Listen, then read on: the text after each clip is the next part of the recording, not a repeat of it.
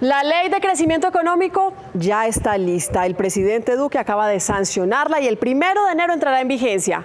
¿Cómo va a impactar a los colombianos? ¿Qué tenemos que saber? ¿A quiénes beneficia? ¿Cuáles son las desventajas? Pues vamos a intentar resolver estas inquietudes y nos acompaña Javier Prieto de Deloitte, que es la más grande de servicios tributarios y asesorías en el país. Javier, gracias por acompañarnos en Noticias Caracol. Con gusto, Mónica. Quiero tener este panorama antes de empezar. Reforma tributaria en 2016, ley de financiamiento en 2018, ley de crecimiento económico en 2019. ¿Estamos hablando de lo mismo? Básicamente, en Colombia, por lo general, tenemos reformas tributarias cada 2 años. Sí. Hace un año tuvimos la reforma tributaria que se llamó Ley de Financiamiento porque esencialmente, aunque no tratara específicamente solo de impuestos, pues es el mayor tema que tiene que ver con las finanzas del país y esencialmente también toca unos temas adicionales a los de impuestos. O sea, situación vale la pena de acuerdo. Que tenga esa diferencia de ser una reforma tributaria. El 90% de los temas que trata la Ley de Financiamiento son de impuestos. Con el tema de la inexigibilidad que se conoció aproximadamente en octubre del año 2019, entonces pues la ley de financiamiento, ley 1943 del 2018, quedó con una vigencia limitada al 31 de diciembre de este año. Sí. En consecuencia, por eso desde ese mismo mes empezó a conocer el proyecto de ley de crecimiento económico, que trata de temas similares, pero principalmente de impuestos, y pues otra vez tenemos una norma que incluye un tema de reforma tributaria, que es la que tenemos ahora, que es la ley 2010. La ley de financiamiento. Se aprobaron 160 artículos. ¿Hay cosas nuevas? ¿Cómo va a ser el impacto en el bolsillo de los colombianos? Pues probablemente la mayor parte de esta ley persigue mantener vigentes temas que ya venían de la ley de financiamiento. Ajá. En consecuencia, lo que vemos acá es que sí hay algunos temas adicionales que pues a nivel de los colombianos es muy interesante, como puede ser la devolución de IVA o más bien la compensación, porque la norma se refiere a una compensación y no a una devolución. Sí, pero antes de pasar a esos puntos para que los estudiemos específicamente, ¿el impacto es positivo o negativo? Yo creo que principalmente es positivo. Ahí hay temas obviamente que analizar y cada contribuyente tiene por lo menos temas que le pueden resultar favorables o de pronto no tan favorables, pero creería que en la mayor parte puede lucir favorable para muchos contribuyentes. Si hablamos del bolsillo de los colombianos. Sí, obviamente pues hablar de impuestos nunca es atractivo para nadie, pero hay algunos temas que pueden tener temas favorables. Esta es una gráfica de la ANDI. Ellos muestran los beneficios de esta ley de crecimiento económico. Hablan de 3 grandes ejes: del desarrollo social, del fortalecimiento de la industria por el avance de estándares internacionales y del crecimiento económico y competitividad para el mercado global. Concentrémonos en esto, en el desarrollo social. Creación de empleos para menores de 28 años, reducción gradual de aportes a la salud, devolución del IVA y 3 días sin IVA, que es más o menos lo que usted nos estaba contando. Yo quiero que nos detengamos aquí y hablamos de estos puntos uno a uno, de lo bueno y lo malo. Creación de empleo para menores de 28 años. Eso quedó en la Ley de Crecimiento Económico. Sí, de acuerdo. Se agregó un artículo al Estatuto Tributario Colombiano indicando que las sociedades o quienes contraten personas de hasta o con menos, mejor, de 28 años de edad, tienen derecho a solicitar una deducción adicional del 20%, es decir, una deducción del 120%. 120%. ¿Qué quiere decir eso? Que si una sociedad se gasta 100 pesos en un empleado con menos de 28 años, tiene derecho a solicitar 120 como gasto. Pero ¿eso qué implica también? Implica que haya unos requisitos, porque todos los beneficios tienen condiciones. Por ejemplo, una de esas condiciones es que sea el primer empleo para ese nuevo empleado. O sea, que el joven menor de 28 años nunca haya sido empleado. Ahí tendrían ese beneficio las empresas. Exacto. Lo malo de esta... Pues de este artículo. Propiamente la norma no tiene algo particularmente malo. De pronto sí nos puede hacer pensar en qué pasa si las sociedades se concentran en buena parte en contratar personas que tengan menos de 28 años y qué pasa con los que de pronto ya tienen una alta experiencia. Pero pues eso es digamos, un supuesto que no podemos definir qué puede ocurrir con eso, porque aunque hayan personas que tengan, digamos, una mayor edad, pues también tienen mayor experiencia y eso pues a las compañías también les parece atractivo, pero pues desde el punto de vista financiero, pues un poco de ahorro de impuestos pues también hace atractivo contratar gente joven y eso puede hacer que haya un poco más de generación de empleo y dinámica en ese sentido. La reducción gradual de aportes a salud para pensionados, esto tiene unas características especiales, ¿no? Pensionados que devenguen hasta 2 salarios mínimos. De acuerdo. Ese no es un tema propiamente tributario, pero exactamente lo que lleva a esto que es. Hoy en día, los pensionados tienen que pagar aportes equivalentes al 12%.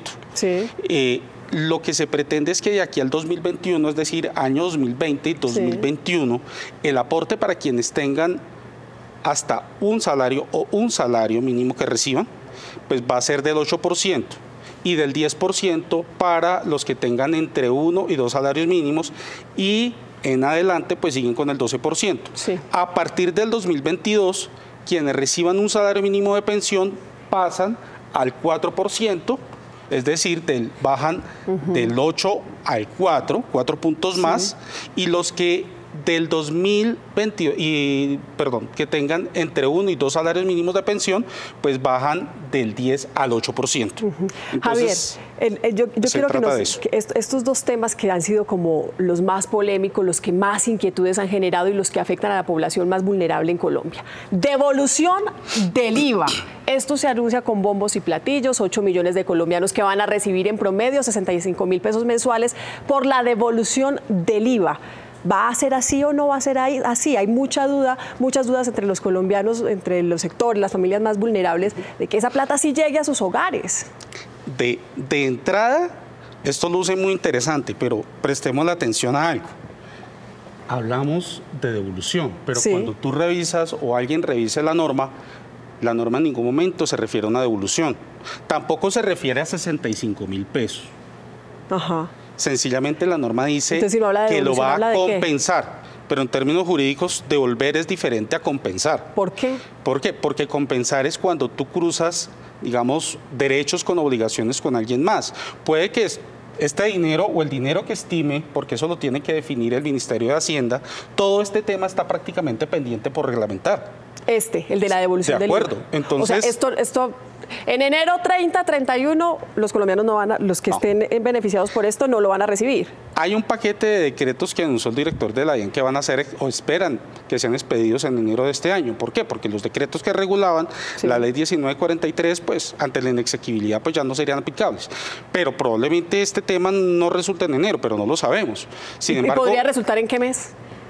¿No se sabe? En cualquier momento del año, porque es que casualmente al inicio la norma dice que esa compensación será a partir del año 2020, pero en el contenido de la norma dice que el gobierno pues tiene la potestad que en el transcurso del 2020 defina a partir de cuándo pues se empieza a dar esa compensación. Entonces esa compensación no necesariamente puede ser en, digamos, dinero efectivo. La norma se dice que te va a entregar pesos, pero te va a entregar pesos en efectivo o, como dice la norma, te lo puede compensar, por ejemplo, con programas sociales. O con algún tipo de programa orientado, dirigido hacia las familias. Sí. ¿Y hacia dónde está dirigido eso?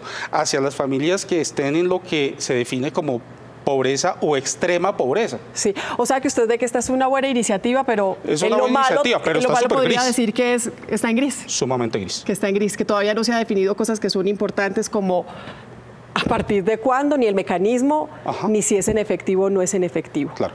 3 días sin IVA para los productos de la canasta familiar. Lo bueno. Pues el tema luce muy interesante porque pues van a ser 3 días en los que los comerciantes pues van a vender cierto tipo de bienes que no van a tener el impuesto. Estamos hablando de vestuario. Yo los tengo acá. Ah, qué bueno. Aquí está. Entonces, complementos de vestuario, electrodomésticos, artículos deportivos, juguetes y juegos, vestuario, útiles escolares. Pero lo primero es que estos 3 días sin IVA empezarían a partir del año 2020. Sí.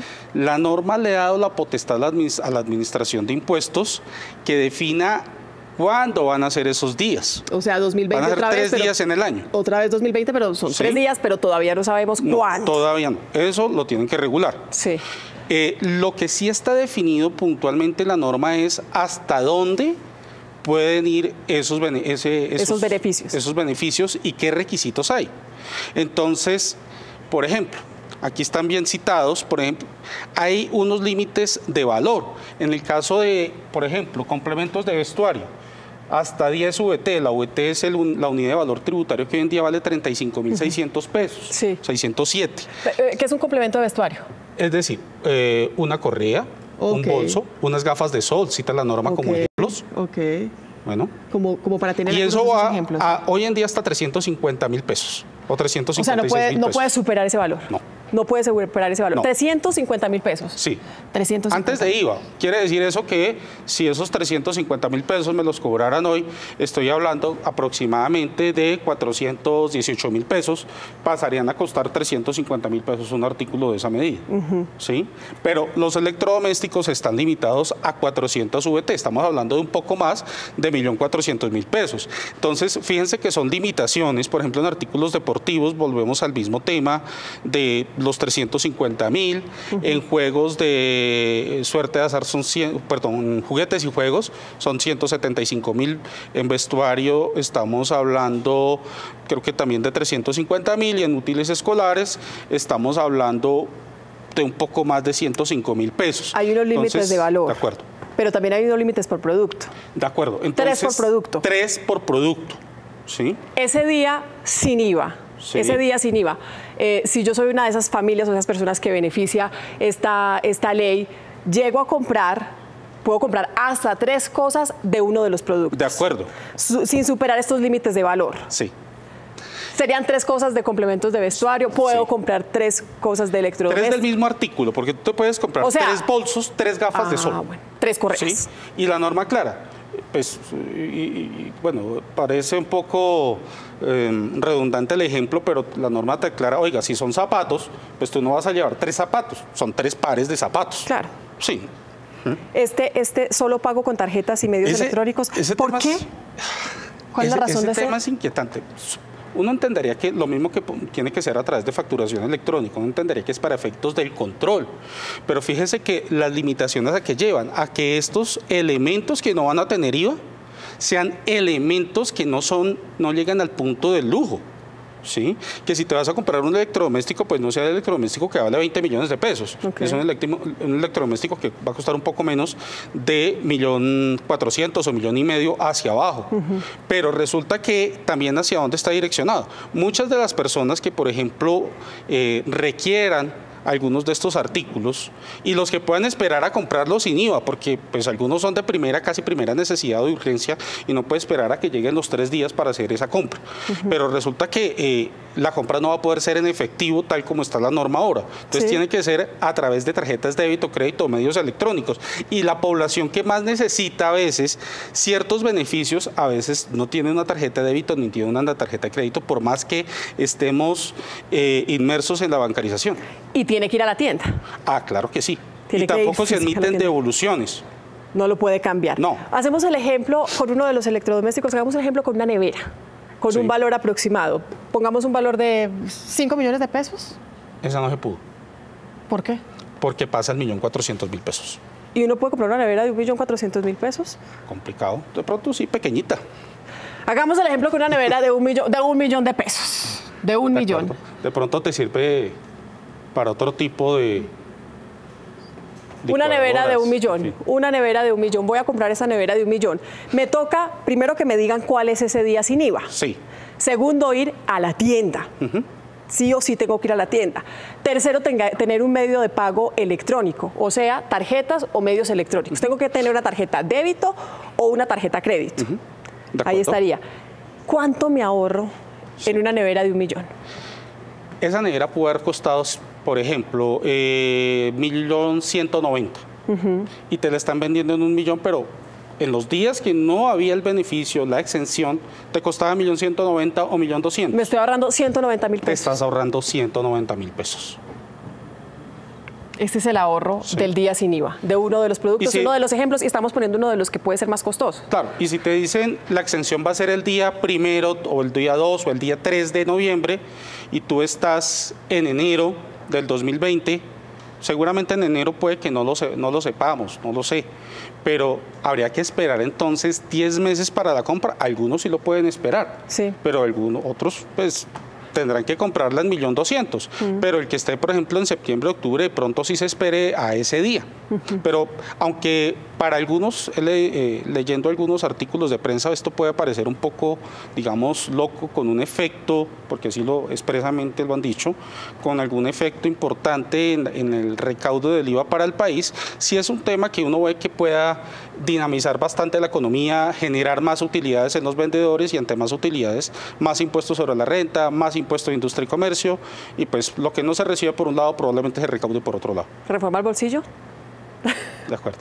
Javier, muchas gracias por acompañarnos en Noticias Caracol. Con mucho gusto. Feliz mañana.